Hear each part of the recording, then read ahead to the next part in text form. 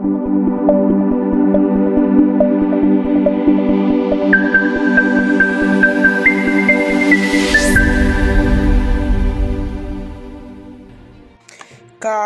msikilizaji kwenye taarifa kuu za habari za Kivu News Info.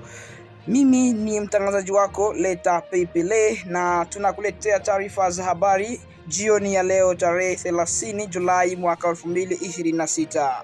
Katika toleo la leo tunakuletea habari muhimu kutoka mashariki mwa DRC na ukanda mzima wa maziwa makuu. Tutaweza kuzungumzia namna gesi Rwanda imeweza kurejesha watu 39 kutoka huko, na pia tutaweza kuzungumzia kuhusu mvutano wa kidiplomasia kati ya Kinshasa na Kigali kuhusu swala la FDLR. Pia tutazungumzia mapigano mapya kati ya makundi ya wazalendo ambayo inafanya vurugu huko Walikale. Pia mazungumzo ya FARDC kuhusu ukiukwaji wa usitishaji wa mapigano katika Kabare, pamoja na ripoti mpya kuhusu hali ya usalama na ukiukaji wa haki za kibinadamu katika Kivu Kaskazini. Hizo na habari nyingine zitakujia kwa undani katika dakika chache zijazo. Endelea kuwa nasi.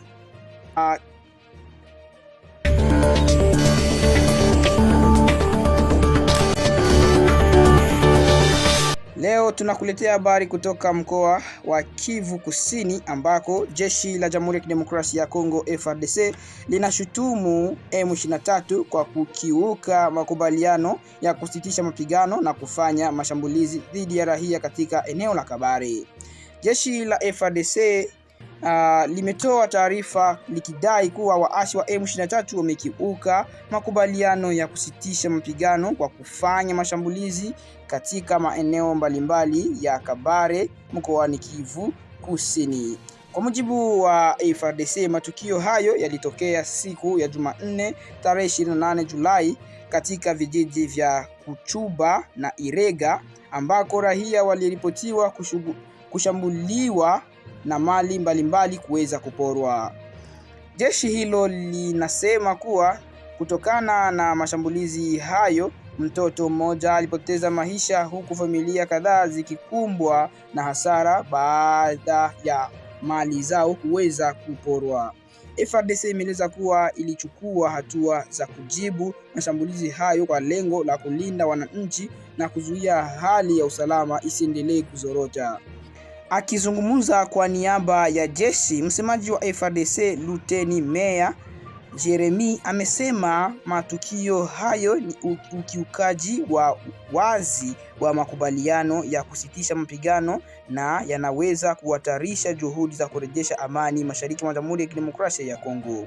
Kwa mujibu wa msemaji huyo, jeshi linaendelea kuheshimu makubaliano ya kimataifa yaliyowekwa kuhusu kusitisha mapigano licha ya kile alichokiita kuwa ni vitendo vya uchokozi vinavyoendelea kutokea. Matukio hayo yanaripotiwa wakati utaratibu na wa ufuatiliaji wa utekelezaji wa matukio wa makubaliano hayo ya amani unaendelea kuwekwa katika maeneo mbalimbali ya mashariki mwa nchi ya Jamhuri ya Kidemokrasia ya Kongo. Hadi sasa upande wa FARDC, upande wa M23 haujatoa tamko rasmi kuhusu madai yaliyotolewa na FARDC kuhusu tukio hilo. Wachambuzi wa masuala ya usalama wanaeleza kuwa kuheshimiwa kwa makubaliano ya kusitisha mapigano ni jambo muhimu ili kutoa nafasi kwa mazungumzo ya amani na kupunguza mateso ya wananchi wanaoishi katika maeneo yaliyoathiriwa na vita. Wakati huo huo, wananchi wa Kabare wanaendelea kuishi katika hali ya hofu, huku wakitoa wito kwa pande zote zinazohusika kuepuka mashambulizi dhidi ya raia na kuheshimu sheria za kimataifa zinazolinda maisha ya watu wasiohusika na mapigano yao. Hizo ndizo habari ambazo tulikuwa tunakutayarishia kulingana na madai hayo ya FARDC kwamba M23 imekiuka makubaliano ya kusitisha mapigano katika baadhi ya maeneo ya Kabare ndani ya Kivu Kusini.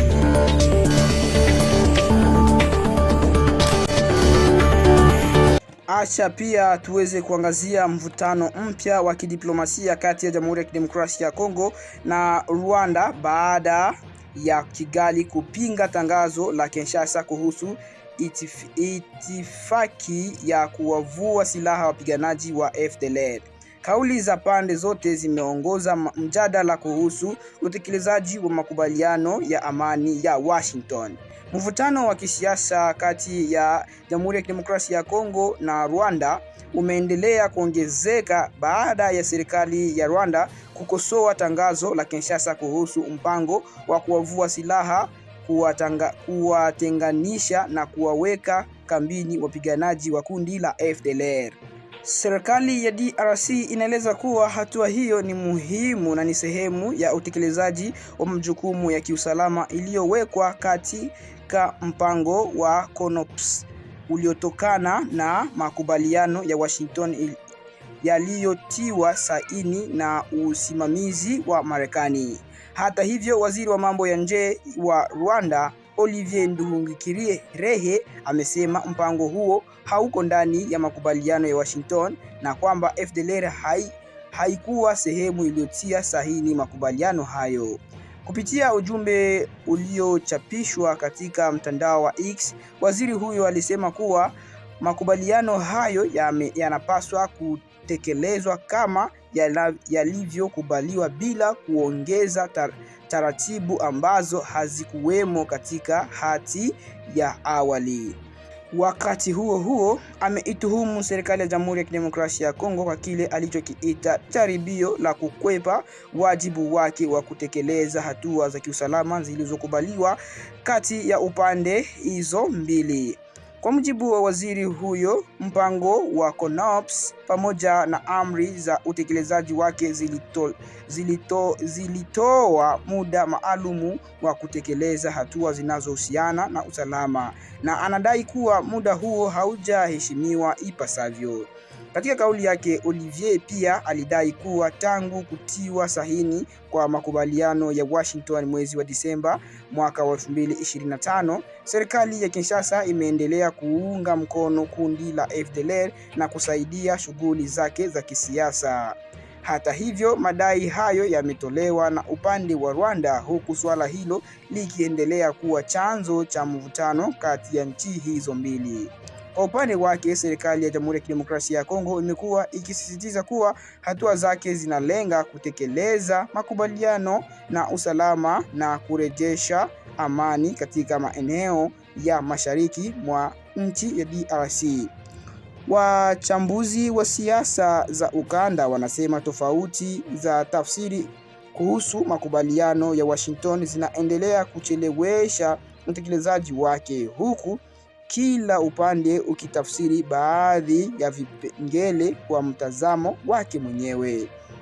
Wakati mjadala wa kidiplomasia ukiendelea, mapigano na hali ya taharuki bado vinaendelea kuripotiwa katika baadhi ya maeneo ya mashariki mwa Jamhuri ya Kidemokrasia ya Kongo. Wananchi ndio wanaoendelea kubeba mzigo mkubwa na vita kupitia vifo, majeraha, uhamisho wa lazima na kuongezekwa kwa mahitaji ya kibinadamu. Wadau wa kimataifa wanaendelea kutoa wito kwa upande zote mbili kuheshimu makubaliano yaliyosainiwa, kutekeleza ahadi zao na kuendelea na mazungumzo ili kupunguza mvutano na kurejesha amani ya kudumu katika ukanda wa Maziwa Makuu. Hiyo ndiyo taarifa kuhusu mvutano ulioibuka baada ya Rwanda kupinga tangazo la Jamhuri ya Kidemokrasia ya Kongo kuhusu itifaki ya kuwavua silaha wapiganaji wa FDLR.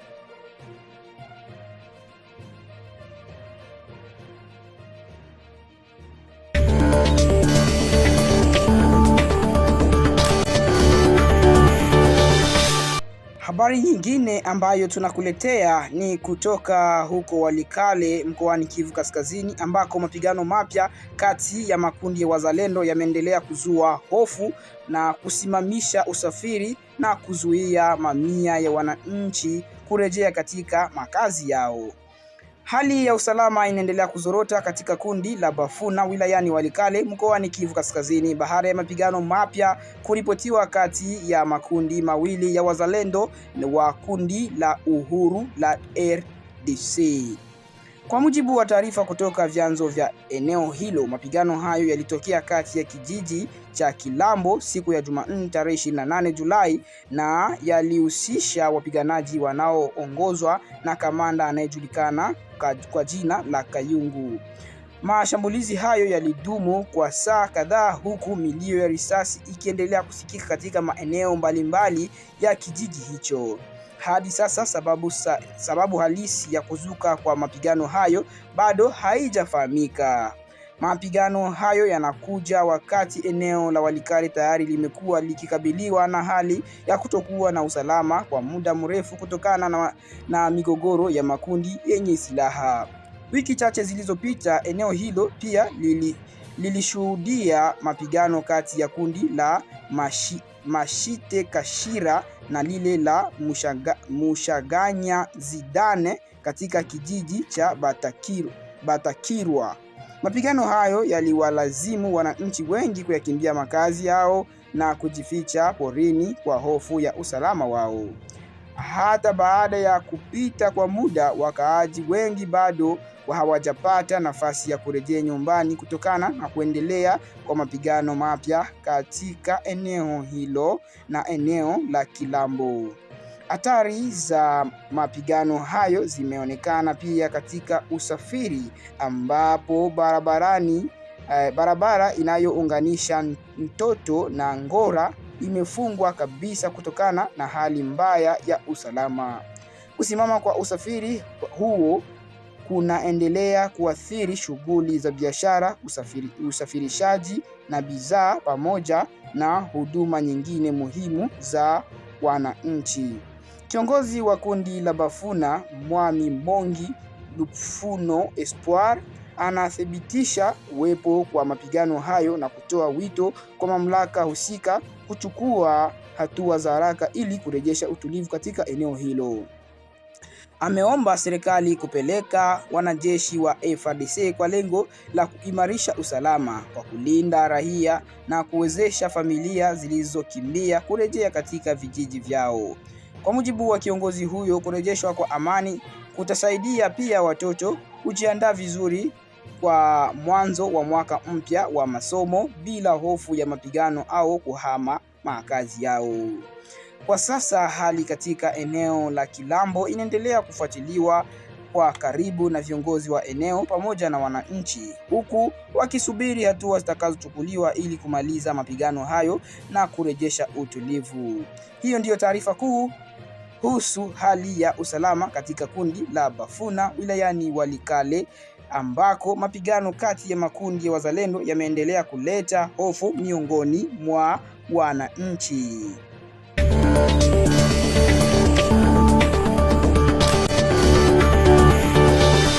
Leo tunaangazia tukio la kurejeshwa kwa watu 39 kutoka Rwanda kuingia Jamhuri ya Kidemokrasia ya Kongo kupitia mpaka wa Grand Barriere kati ya Goma na Gisenyi. Tukio hilo limeibua mijadala na kauli zinazofuatiliwa na kuhusu utambulisho wa watu hao pamoja na mazingira yaliyosababisha kurejeshwa kwao.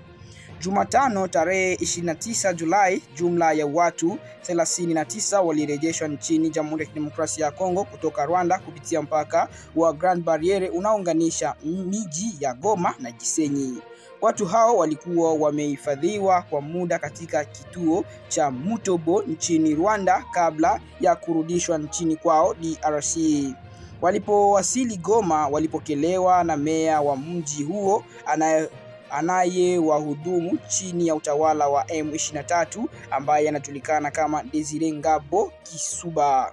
Kwa mujibu wa maelezo yaliyotolewa na baadhi ya watu waliorejeshwa,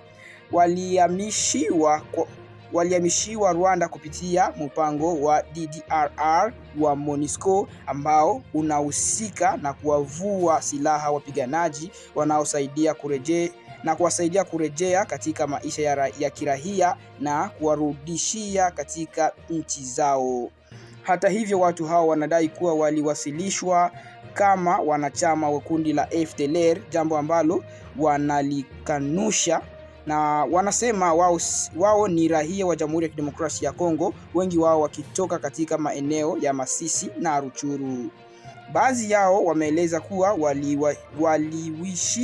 walishawishiwa kukubali kupelekwa Rwanda kupitia maelezo waliopewa na baadhi ya maafisa wa MONUSCO pamoja na serikali ya Kongo, wakiamini kuwa hatua hiyo ingewasaidia kupata suluhisho la hali yao.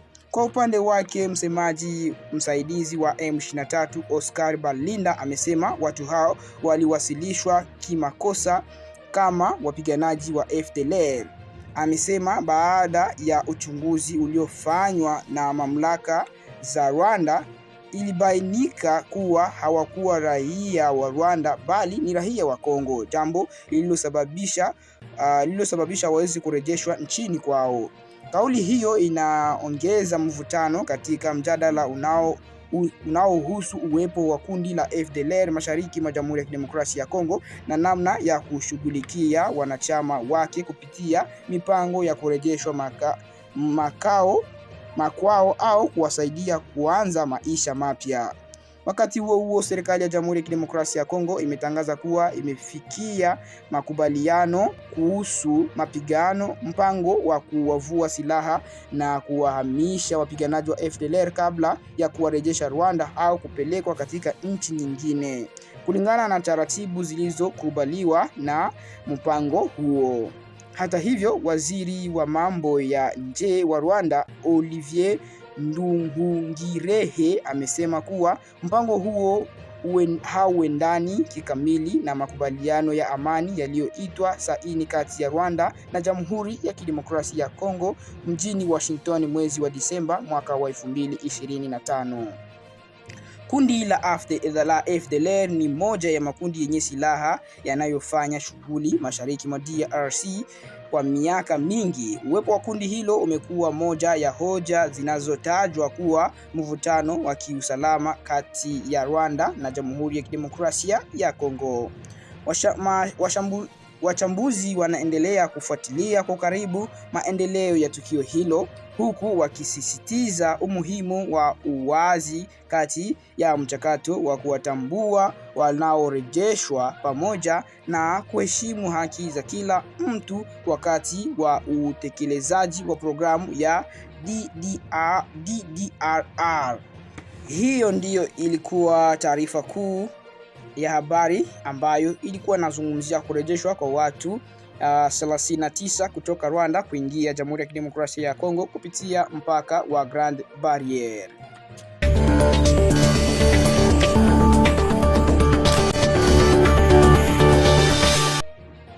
Tuzungumzie habari kuhusu hali ya usalama katika mkoa wa Kivu Kaskazini, ambako ripoti mpya ya shirika la Badilika inaonyesha kuwa mamia ya raia wameendelea kupoteza maisha licha ya operesheni za kijeshi zinazoendelea katika maeneo mbalimbali. Ripoti mpya iliyotolewa na shirika hilo la kiserikali la Badilika linaeleza kuwa hali ya usalama katika mkoa wa Kivu Kaskazini bado ni ya kutia wasiwasi. Kwa mujibu wa ripoti hiyo, kati ya mwezi wa Aprili na Juni mwaka 2026, karibu raia 200 walipoteza maisha katika wilaya ya Beni, Ruchuru, Masisi pamoja na Walikale kutokana na mashambulizi ya vitendo vya makundi yenye silaha. Ripoti hiyo imeonyesha kuwa eneo la Beni ndilo lililoathiriwa zaidi, ambako takriban watu 199 walipoteza maisha. Mashambulizi mengi yanahusishwa na kundi la ADF licha ya kuendelea kwa operation za pamoja za kijeshi za Shujaa zinazofanywa na jeshi la Jamhuri ya Kidemokrasia ya Kongo kwa kushirikiana na jeshi la Uganda. Shirika la Badilika linaeleza kuwa pamoja na juhudi hizo za kijeshi, wananchi bado wanaendelea kukabiliwa na vitisho vya usalama, jambo linaloonyesha kuwa changamoto katika eneo hilo bado ni kubwa. Katika ripoti hiyo, shirika hilo pia lilizungumzia madai ya ukiukwaji wa haki za kibinadamu katika maeneo mengi ya Kivu Kaskazini. Kwa mujibu wa ripoti hiyo, katika wilaya ya Rutshuru kuna madai ya kukamatwa kiholela kwa baadhi ya wananchi, vitendo vinavyodai kufanywa na waasi wa M23.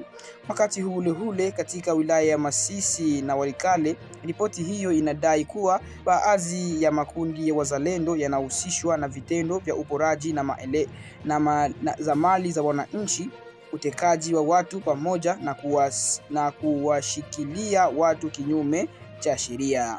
Hata hivyo, madai hayo yanatokana na ripoti ya shirika la Badilika, na pande zinazotajwa katika ripoti hiyo hazijatoa majibu rasmi kuhusu tuhuma hizo. Mashirika ya kutetea haki za binadamu yanaendelea kutoa wito kwa upande zote zinazohusika katika mzozo wa mashariki mwa Jamhuri ya Kidemokrasia ya Kongo kuheshimu haki za kiraia na kuhakikisha sheria za kitaifa za kibinadamu zinaendelea kufuatwa. Wakati huo, wananchi wa maeneo yaliyoathiriwa wameendelea kuhitaji msaada wa kibinadamu, huku wakitumaini kurejeshwa kwa amani na usalama katika maeneo hayo. Hiyo ndiyo taarifa ambayo tulikuwa tunakuandalia kwa siku ya leo. Inahusu kuhusu shirika la ONG yenye inaitwa Badilika, namna jinsi iliweza kuripoti changamoto ambazo zinaendelea kutoka katika mkoa wa Kivu Kaskazini, na kusema kuwa watu wengi wanazidi kuuawa hata kama operation za kijeshi zinafanywa siku baada ya siku.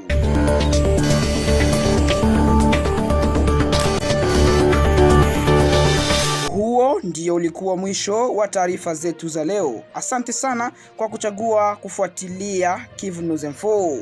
Tunaendelea kujitahidi kukuletea habari za uhakika kwa usawa kwa wakati kutoka Jamhuri ya Kidemokrasia ya Kongo, ukanda wa maziwa makuu na sehemu nyingine mbalimbali za dunia. Usisahau kuendelea kufuatilia na matangazo yetu yajayo na kushiriki nasi kwa kutuma maoni mapema na mapendekezo na taarifa zako kwenye section ya comments. Mimi ni mtangazaji wako Leta Pepele. Kwa niaba ya wafanyakazi wote wa Kivu News Info, tunakutakia siku njema na kila heri.